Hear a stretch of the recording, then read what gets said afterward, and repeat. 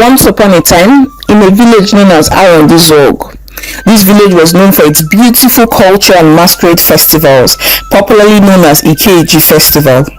This festival is usually held once a year, and people from far and near would come to watch the masquerades perform.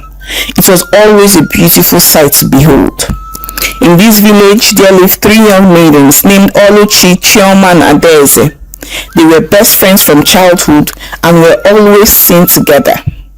They went to the stream together, they went to the market together, and ran all sorts of errands that their mother sent them together.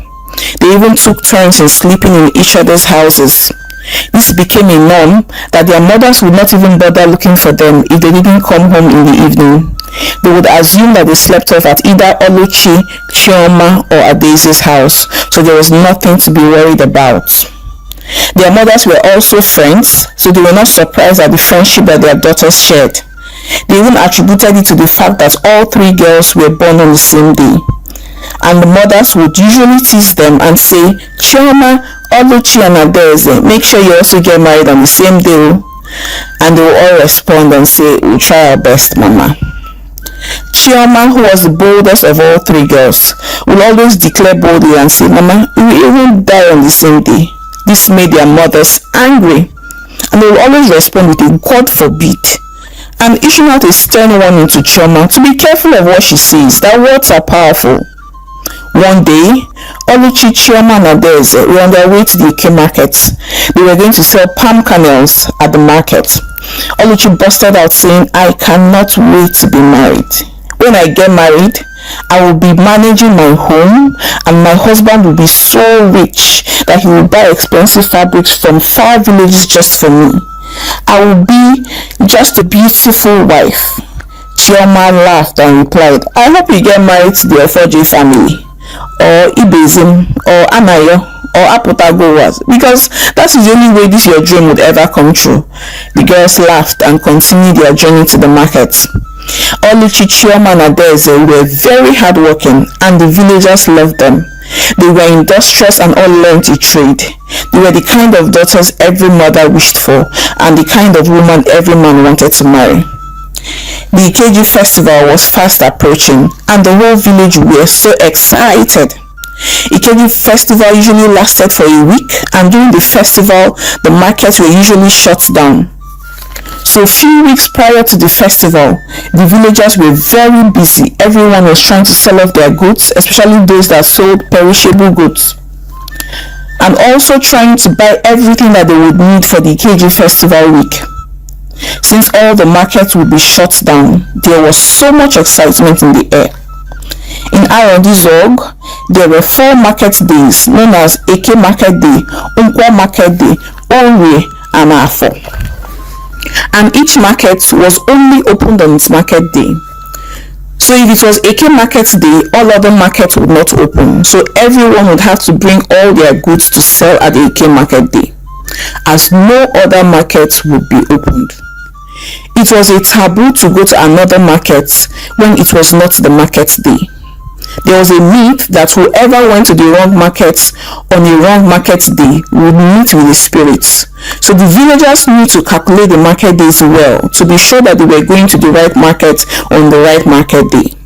And usually, when a person is not sure of what market day it was on a particular day, they would ask other villagers just to be sure. As the Ikeji festival drew closer, there was so much excitement in the air. All the young ladies in the village were making sure that their hair was neatly done, as they had to look their best, because young men would be coming for the Ikeji festival from neighboring villages and even from the big cities. Oluchi, Chioma, and Adaeze were not left out. They had made beautiful hairs and planned to wear matching outfits. They had also made sure that they fetched firewood and fetched enough water. They also ensured that they had everything they needed for the festival week. On the first day of the festival, men and women could be seen heading to Okwachi, which was where the festival usually took place. Everybody was so excited. Masquerades were also already seen parading the village. Chioma, Adaeze, and Oluchi could be seen holding hands and walking cheerfully towards Okwachi. Adaeze said to her friends, maybe we will be lucky today and we would see a tall, dark and handsome man who is very rich and is from the city. And Oluchi and Chioma giggled and said, I hope we see it too. So day one of the festival was beautiful. There were so many masquerades and there was so much display of powers. As usual, many people came from far and wide. There was a lot of music, drinking, eating and laughter. As it began to turn dark, everyone started going back to their homes in clusters of twos and threes, as they all spoke of how wonderful day one of the festival was. By day 3 of the Ikeji festival, the young girls could already be seen talking to 3 young men. While Chioma was speaking to Ikenna, Adaeze was speaking to Ugochukwu, and Oluchi was speaking to Emeka. It was beginning to look like love at first sight. At the end of the Ikeji festival, Chioma, Adaeze and Oluchi were already dating Ikenna, Ugochukwu and Obinna. Ikenna, Ugochukwu and Obinna were all from Arondizog, but they lived in different cities. They had only come back for the Ikeji festival. They were all wealthy and responsible young men. All 3 young men had asked Chioma, Adaeze and Oluchi for their hands in marriage, and they all accepted. One day, as the girls were at the stream fetching water, they gisted excitedly about their boyfriends and at how quickly they proposed. Chioma talked non-stop of how much she loved Ikenna. Adaeze talked about how Ugochukwu had sent some gifts to her through her brother. Oluchi was also very excited at the thought of being married to Obinna soon. They all chatted away non-stop. On their way back home, Adaeze said to her friends, saying, remember how our mothers usually tease us that we should make sure we all get married on the same day? Oluchi responded saying, is that even possible? Our boyfriends are not brothers or even cousins. How would we all get married on the same day? Chioma replied saying, we could speak to them. I will speak to Ikenna, Adaeze you speak to Ugochukwu, and Oluchi you do the same. These men love us dearly. They just might agree that we should all get married on the same day. After all, they all know how close we are. Adaeze replied saying, it might be possible, and our wedding will be the talk of the town. It will be grand. It will not be forgotten in the next few years. Excitedly, as they departed for their respective homes, they all vowed to make sure that their boyfriends accept that they got married on the same day. They also planned to discuss it with their parents. They knew it would be easy to convince their parents. Few weeks later, after the maidens spoke to their boyfriends, all 3 young men, knowing how close Chioma, Adaeze and Oluchi were, they were not surprised at their request of wanting to get married on the same day. So the young men all came together and agreed to grant them their request to get married on the same day, seeing that after the wedding, they would all go to their husbands' houses and be living far away from each other, and would be so busy running their new homes that they would not have time to go to the market, stream or run errands together. Their parents were also in agreement. So in a few weeks, the news had spread throughout the village that Chioma, Adaeze and Oluchi were all getting married. The whole village was so excited. 3 weddings were going to take place at the same time and at the same place in the village. This has never happened before in Arondizog. Because the 3 maidens insisted that they wanted to hold their wedding together, they could not hold it in any of their father's houses. So they decided to hold it in the village square. So it was like a little mini carnival. And everyone was so excited. 3 weeks to the wedding, there was a lot of heightened activities. Chioma, Adaeze and Oluchi were deciding on what type of hairstyle they wanted to make, the kind of hair beads they wanted to wear, the kind of waist beads, ankle beads, and their outfits, as well as the friends that would follow them to their husbands' houses. Their fathers and mothers were so proud of them. The whole village was so helpful in trying to get them ready for their ceremony. It was more or less like a mini carnival, and everyone was eager to lend a helping hand.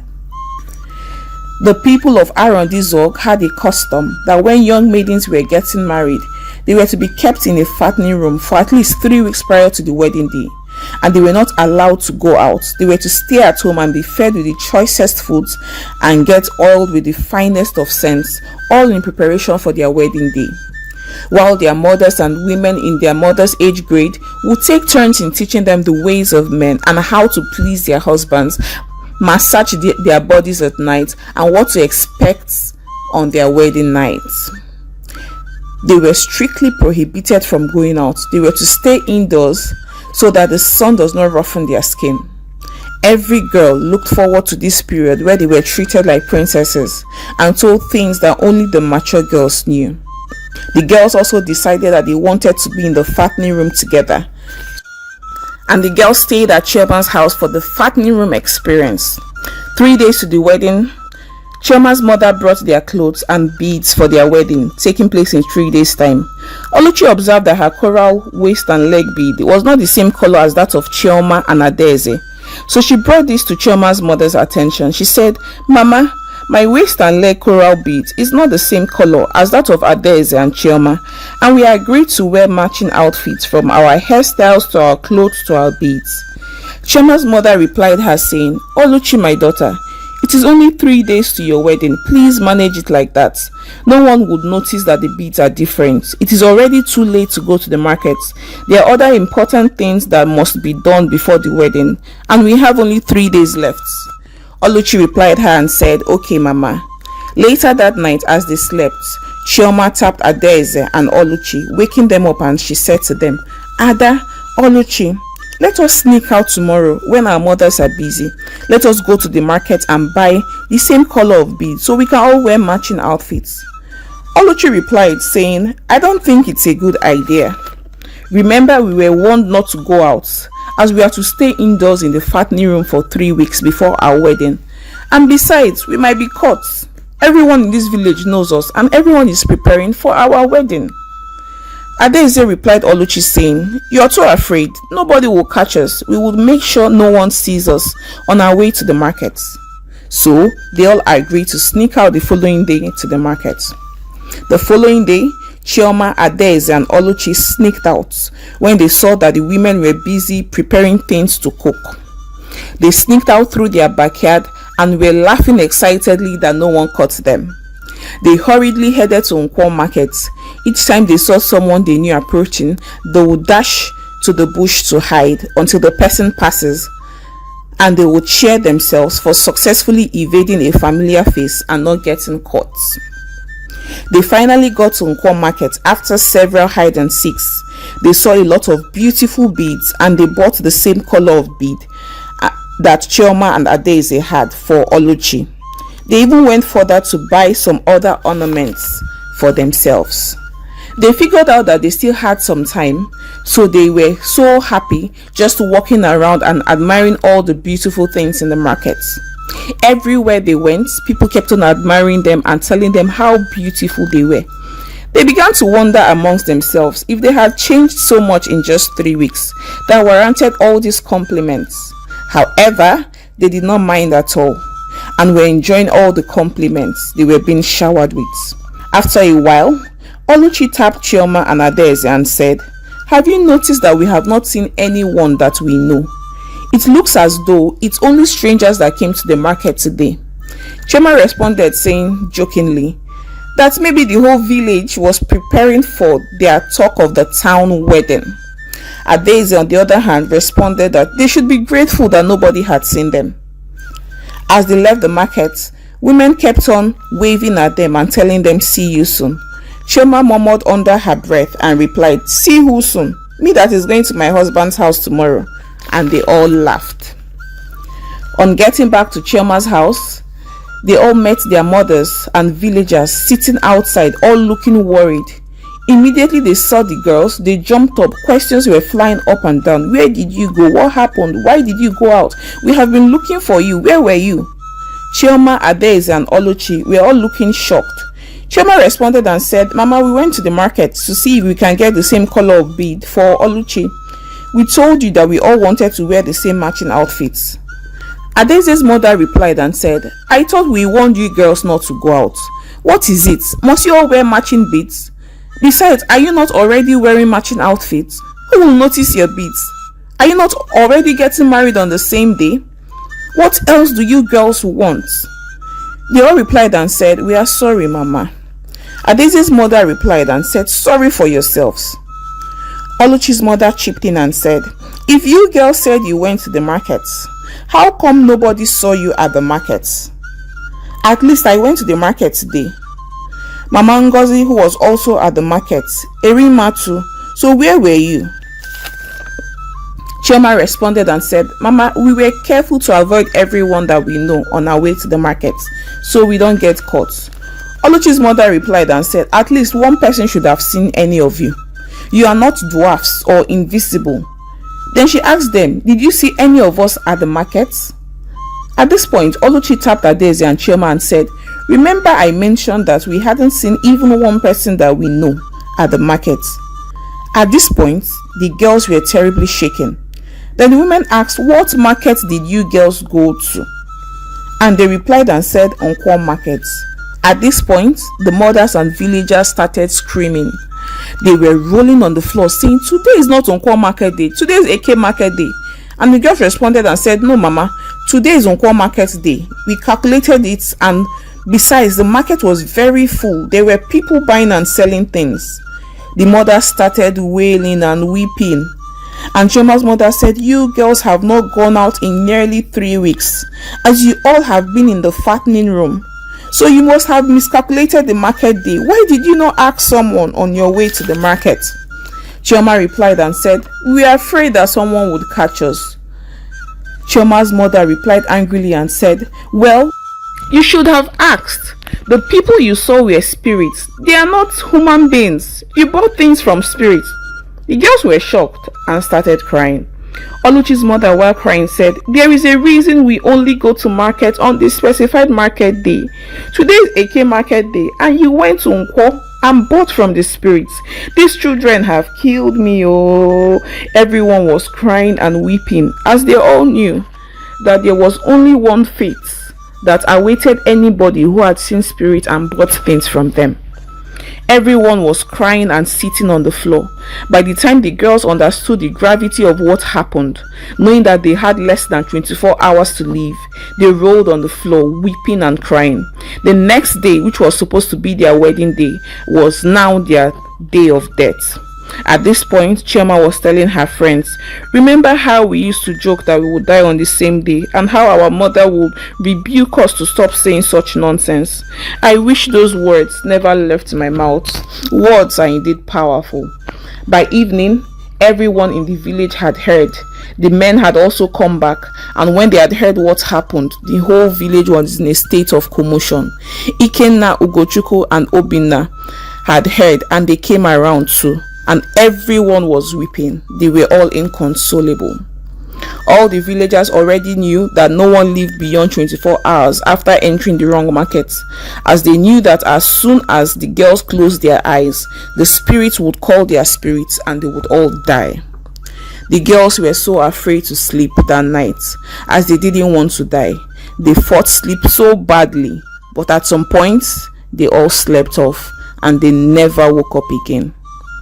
The next morning, which was supposed to be their wedding, but it was a day of mourning, the whole village were weeping. Ikenna, Ugochukwu, and Obinna were inconsolable. The villagers murmured amongst themselves, saying, "These girls were all born on the same day. We were supposed to get married on the same day, but now all died on the same day. This has never happened in Arondizorg. It was a very sad day." The moral of this story is that we must be careful of what we say. There is power in the tongue, and there is the power of life and death is also in the tongue. Whether we mean what we say or whether it is a joke, we must only speak positive things. The young maidens in this story kept on saying that they would all die on the same day, and though it was a joke, but it came to pass. I hope you learned a thing or two from this story. Please drop a comment, let me know what you think, and if you enjoyed the story, please like and share this story, and please subscribe to my channel and stay tuned for more interesting stories. Bye for now.